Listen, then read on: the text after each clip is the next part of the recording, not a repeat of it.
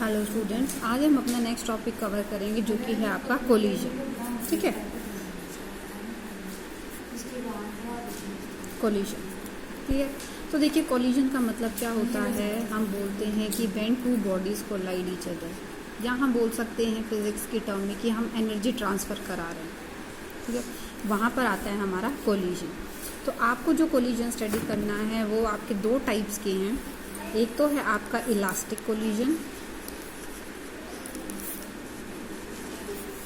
दूसरा है आपका इनइलास्टिक कोलिजन। दूसरा है आपका इनइलास्टिक।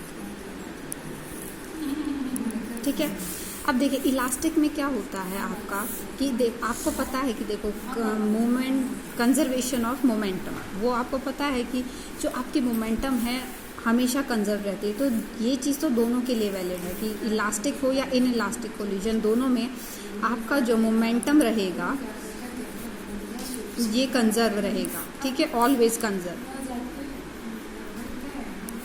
टोटल एनर्जी भी जो है आपकी सिस्टम की वो भी कंजर्व रहेगी। ठीक है, क्या रहेगा, टोटल एनर्जी वो भी आपकी क्या रहेगी, कंजर्व रहेगी, अगर हम पूरे सिस्टम की बात करते हैं। ठीक है, अब देखिए इलास्टिक कोलिजन में और इनइलास्टिक कोलिजन में क्या रहता है। इलास्टिक कोलिजन में आपकी जो काइनेटिक एनर्जी रहती है वो भी कंजर्व रहती है।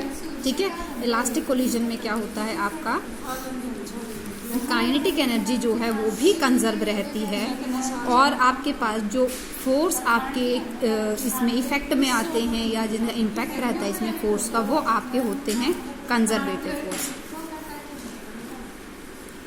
ठीक है, तो इलास्टिक में क्या है, देखो मोमेंटम दोनों में कंजर्व रहेगा, टोटल एनर्जी दोनों में कंजर्व रहेगी, इलास्टिक कोलिजन हो या इनइलास्टिक कोलिजन हो।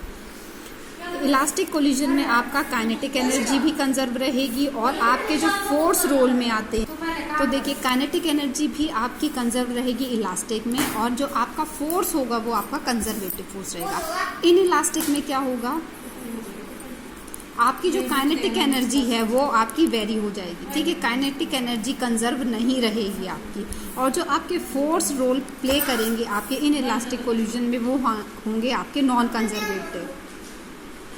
ठीक है, तो अगर आपसे डिफरेंस पूछा जाता है कि इलास्टिक कोलिजन और इनइलास्टिक कोलिजन में क्या डिफरेंस है, देखिए तो कॉमन पॉइंट्स तो यही हैं आपके कि मोमेंटम हमेशा कंजर्व रहेगा, ये आपने लॉ भी पढ़ा है, law of conservation of momentum.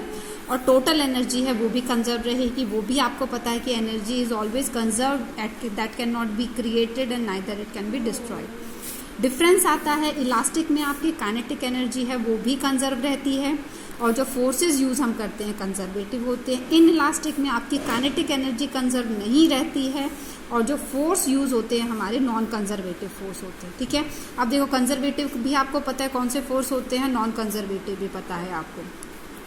Conservative होते हैं जिसमें आपकी जो इनिशियल और फाइनल पोजीशन पर उनका वर्क डन डिपेंड नहीं करता। नॉन कंजर्वेटिव होते हैं जिनका आपका इनिशियल और फाइनल पोजीशन पर वर्क डन डिपेंड करता है। एग्जाम्पल क्या थे आपके कंजर्वेटिव के, ग्रेविटेशनल फोर्स था, ठीक है, और आपका इलेक्ट्रोस्टैटिक फोर्स था। उसके बाद आपका जो नॉन कंजर्वेटिव है उसमें आपका आता है स्प्रिंग का फोर्स हो जाता है। ठीक है, तो ये आपके क्या है कंजर्वेटिव और नॉन कंजर्वेटिव फोर्स है। उसके बाद देखो नेक्स्ट जो आता है आपको स्टडी करना है, conservation of linear momentum during collision. ठीक है, कोलिजन में क्या है, आपके पास सपोज दो बॉडी हैं, एक का मास m1 है, m2 है, आपकी कोई भी वेलोसिटी से मूव कर रहे हैं। अब देखिए हमें कंजर्वेशन स्टडी करना है, तो इसका मतलब क्या है, मोमेंटम की बात अगर हम करें तो अब देखिए कोई भी अगर आपकी बॉडी कोलाइड करती है तो आपका क्या है, एक दूसरे पर फोर्स एक्सर्ट करेगी ड्यूरिंग कोलिजन। क्या होगा, कोलिजन का मतलब क्या, आपके पास ये ऑब्जेक्ट मूव कर रही है, आपके पास ये ऑब्जेक्ट मूव कर रही है, तो क्या होगी, ये दोनों कोलाइड होंगी, मतलब टकराएंगी। तो क्या होगा, इनकी एनर्जी जो है वो ट्रांसफर हो जाएगी। तो ड्यूरिंग कोलिजन क्या होगा, ये इस तरीके से, और कोलिजन के बाद भी क्या होगा, ये दोनों अलग अपनी अपनी वेलोसिटी से फर्दर मूव करना स्टार्ट कर देंगे। तो अब देखिए अगर हमें स्टडी करना है कंजर्वेशन ऑफ मोमेंटम, जो कि सबके लिए कॉमन रहेगा, इलास्टिक कोलिजन हो या इनइलास्टिक कोलिजन। तो अब आपको पता है कि मोमेंटम क्या होता है, मोमेंटम होता है मास इनटू वेलोसिटी। अब आपको देखो एक दूसरे से अगर वो कोलाइड करेंगे तो they will exert force on each other, तो फोर्स एक्सर्ट करेंगे तो आपको पता है फोर्स का भी फॉर्मूला क्या होता है, मास इनटू एक्सेलरेशन। तो अब देखिए हमें क्या करना है, अगर हम ये निकाल दें कि आपके जो फोर्स हैं उसकी टर्म में अगर हम इक्वेट कर देते हैं तो हम मोमेंटम की टर्म में भी इसको कैलकुलेट कर लेंगे। ठीक है, देखिए कैसे। अब देखो, अगर आपके पास दोनों बॉडी कोलाइड कर रही हैं तो आपके पास क्या है, अगर फर्स्ट बॉडी एक्सर्ट कर रही है फोर्स ऑन सेकंड बॉडी और सेकंड बॉडी एक्सर्ट कर रही है फोर्स ऑन फर्स्ट बॉडी, तो क्या होगा, आपको पता है according to the third law of motion आपके पास जितना ये फोर्स एक्सर्ट करी उतना इक्वल और अपोजिट फोर्स दूसरी बॉडी उस पर एक्सर्ट करेगी। तो यहाँ से आपके पास क्या आ जाएगा, force exerted on first body by 2 equals to minus of the force exerted on second body by 1, ये रहेगा आपके पास। क्लियर। अब देखो मोमेंटम और फोर्स का हम कैसे रिलेशन निकाल सकते हैं, क्योंकि थर्ड लॉ से तो हमारे पास ये चीज़ आएगी, लेकिन अगर हम मोमेंटम की बात करते हैं तो हम उसको कैसे रिलेट करेंगे। तो देखिए फोर्स क्या होता है आपका, मास इंटू एक्सेलरेशन। तो हम इसको और क्या लिख सकते हैं, मास इंटू एक्सेलरेशन क्या होता है, change in velocity change in time, ये हो सकता है, या हम इसको लिख सकते हैं चेंज इन वेलोसिटी और चेंज इन टाइम। फोर्स है आपका। अब देखिए मास इंटू वेलोसिटी क्या होता है, मोमेंटम होता है, और चेंज इन वेलोसिटी की बात कर रहे हैं तो हमारा क्या है, चेंज इन मोमेंटम आ जाएगा और चेंज इन टाइम आ जाएगा। तो हम क्या लिख सकते हैं, change in momentum equals to force into change in time, हम इसको ऐसे लिख सकते हैं। तो अब देखिए दोनों बॉडी का अगर हम मोमेंटम निकालते हैं, मोमेंटम अगर हम कैलकुलेट करते हैं तो मोमेंटम क्या आ जाएगा, अगर फर्स्ट बॉडी का अगर हम निकालते हैं momentum of first body, change in momentum of first body, तो क्या आ जाएगा, फोर्स ऑन फर्स्ट बॉडी और टाइम, उसी टाइम की बात करेंगे। अगर हम मोमेंटम सेकंड बॉडी का करते हैं तो momentum of second body equals to force और आपके पास टाइम। तो अब देखिए, अब आपको पता है कि जो आपके दोनों फोर्स हैं वो इक्वल रहेंगे, ठीक है। अब टाइम दोनों का सेम है तो इसका मतलब हम इन दोनों टर्म्स को भी इक्वेट कर सकते हैं। तो अगर हम इनको इक्वेट कर सकते हैं तो हम इसको क्या लिख सकते हैं, F12 delta T equals to minus F21 delta T, क्योंकि आपका पता है आपका जो टाइम है वो सेम, ठीक है, आपका जो टाइम है वो कोलिजन का वो सेम है और उसी को हमने कंसीडर किया। तो देखिए इसको हम फर्दर और क्या लिख सकते हैं, दोनों को एक ही साइड अगर हम ले लें तो F2 प्लस F21 और डेल्टा टी आपके पास क्या है, दोनों में कॉमन है डेल्टा टी, हम इसको लिख सकते हैं 0। और अब आपने देखा था कि ये आपका क्या है, चेंज इन मोमेंटम है, तो ये भी क्या आ जाएगा आपका चेंज इन मोमेंटम, ठीक है, फर्स्ट के लिए plus change in momentum second के लिए, तो ये भी किसके इक्वल आ जाएगा, 0 के इक्वल आ जाएगा।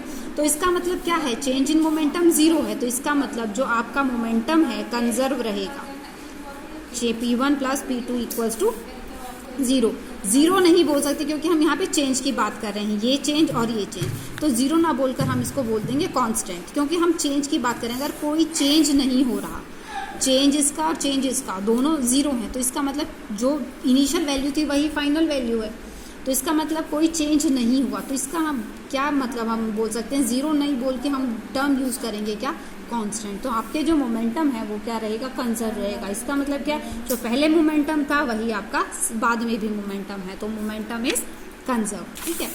अब हम बात करते हैं इलास्टिक कोलिजन की। तो अब देखिए आपके पास 2 ऑब्जेक्ट थे, तो इलास्टिक कोलिजन में हमें कैलकुलेट क्या करना है कि आफ्टर कोलिजन आपकी जो दोनों ऑब्जेक्ट्स हैं वो किस वेलोसिटी से मूव करेंगे। क्लियर। तो अब आपके पास देखो 2 ऑब्जेक्ट हैं, मास m1 है, सेकंड ऑब्जेक्ट का मास m2 है, तो ये क्या है, कुछ इनिशियल वेलोसिटी u1 से मूव कर रही हैं, ये इनिशियल वेलोसिटी u2 से मूव कर रही है। कोलिजन के बाद क्या, ड्यूरिंग कोलिजन क्या होगा, दोनों क्या है आपस में ऐसे टकराएंगी, मतलब क्या दोनों एक साथ रह गई, m1 m2, इस ड्यूरेशन में कोई वेलोसिटी हम रोल नहीं प्ले करेंगे, ठीक है। उसके बाद देखिए कोलिजन के बाद क्या होगा, दोबारा से वो ऑब्जेक्ट्स जो हैं या आपकी दोनों बॉडी हैं वो दोनों फिर से अलग अलग हो जाएंगी, m1 m2 कोलिजन के बाद। उसके बाद ये अपनी कुछ वेलोसिटी से मूव करने लगेगी v1 और ये अपनी कुछ वेलोसिटी से मूव करने के लगेगी v2। तो हमें जो कैलकुलेट करना है कि कोलिजन के बाद आपकी क्या वेलोसिटीज रहेंगी दोनों ऑब्जेक्ट्स की, हमें ये कैलकुलेट करना है। क्लियर। तो अब देखिए आपको पता है कि फर्स्ट क्या है आपका, मोमेंटम कंजर्व रहता है आपका, ठीक है। तो मोमेंटम कंजर्व रहेगा तो आप क्या लिख सकते हैं, initial momentum m1 u1 plus m2 u2 equals to किसके एक हो जाएगा, m1 v1 plus m2 v2। ये क्या रहेगा आपका according to the conservation of momentum, आपके पास यही वैल्यू आएगी। क्लियर? तो हम क्या करें, अगर m1 की वैल्यू दोनों एक साइड रख ले तो m1 क्या हो जाएगा, u1 minus v1 equal to m2। यहाँ से क्या हो जाएगा, v2 माइनस u1।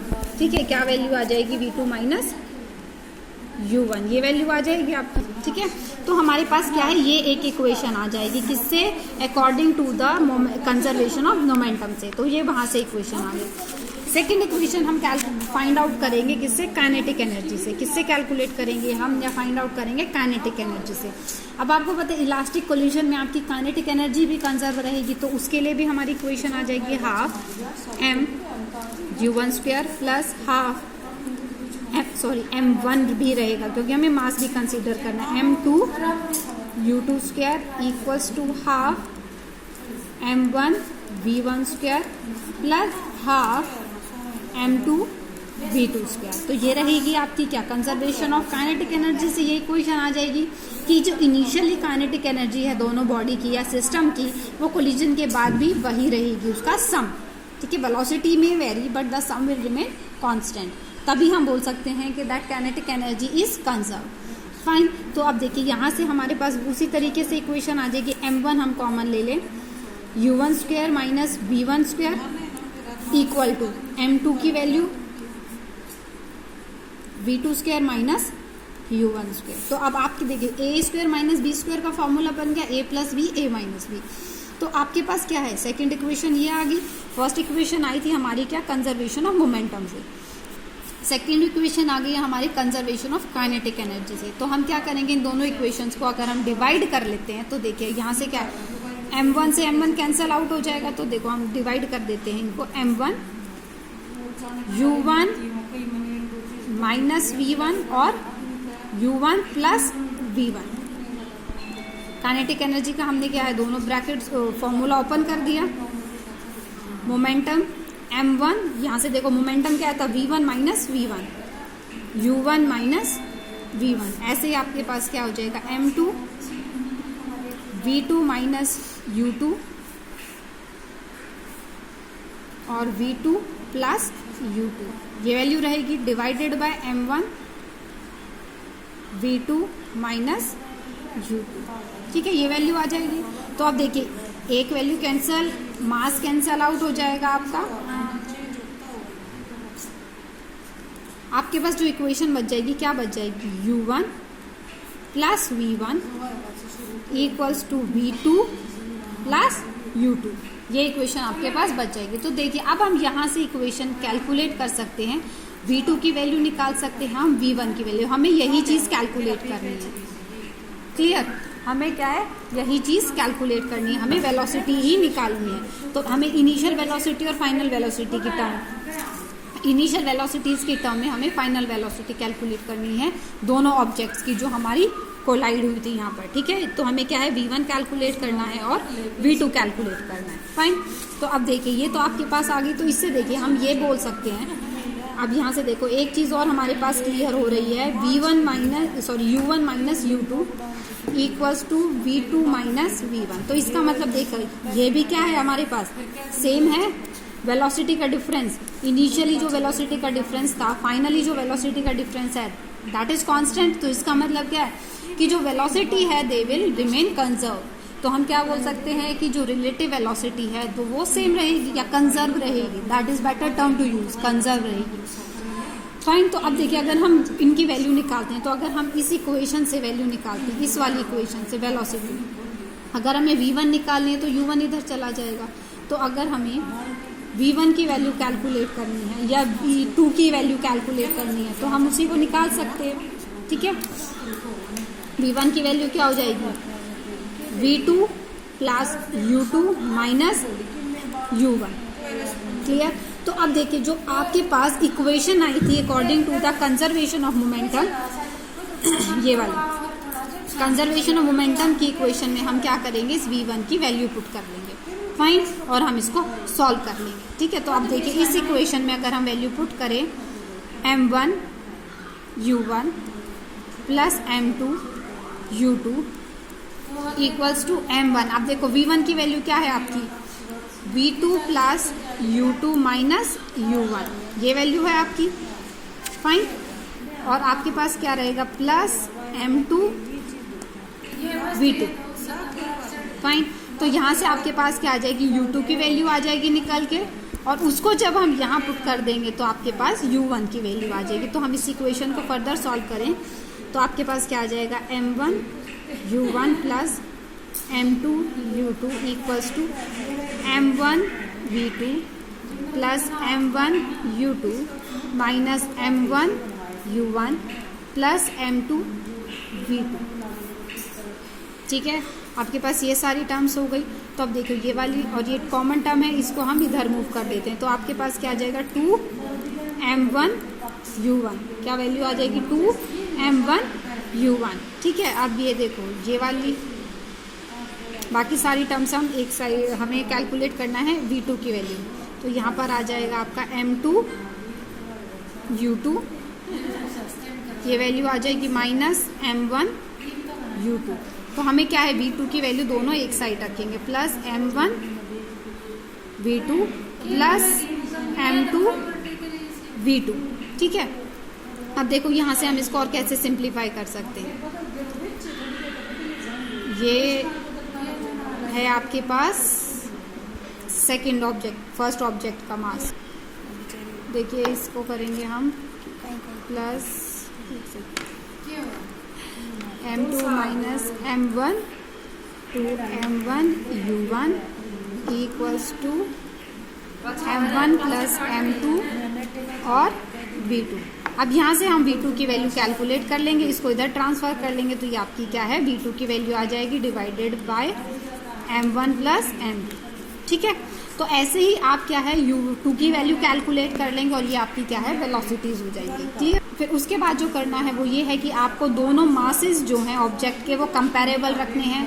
ठीक है, अगर आपके पास दोनों ऑब्जेक्ट्स के मास सेम हैं उस कंडीशन में वेलोसिटी क्या रहेगी, एक ऑब्जेक्ट का मास अगर बहुत ज़्यादा है तो वेलोसिटी क्या रहेगी। तो इस तरीके से आपको क्या है, स्पेशल केसेस उसको सॉल्व करना है। तो मेन सॉल्यूशन यही है, उसके बाद तो आपको फर्दर वैल्यूज पुट करनी है। ठीक है, तो ये था आपका कोलिजन, कौन सा, इलास्टिक कोलिजन। क्लियर। तो इसकी डेरिवेशन अच्छे से करना और न्यूमेरिकल बेस्ड रहेंगे आपके इस फॉर्मूले। क्लियर। तो that's all for today students.